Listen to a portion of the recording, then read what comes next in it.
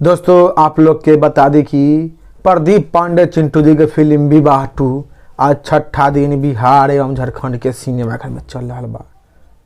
तो प्रदीप पांडे चिंटू जी के फिल्म पांचवा दिन कितना कमाई के लिए बा बिहार एवं झारखंड के सिनेमाघर में, चलिए जानते हैं इस वीडियो के माध्यम से। तो उससे पहले आप लोग नीचे कमेंट बॉक्स में बताइए कि किन किन दर्शक लोग अभी तक प्रदीप पांडे चिंटू जी के फिल्म विवाह 2 देख ले बानी, नीचे कमेंट के माध्यम से जरूर बताइएगा।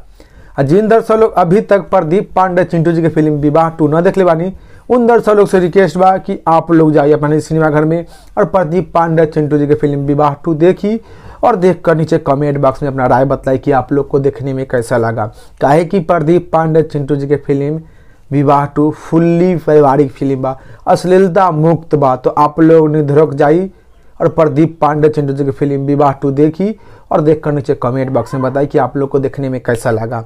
चलिए अब जानते हैं कि प्रदीप पांडे चिंटू जी की फिल्म विवाह 2 पांचवा दिन कितना कमाई के लिए बा।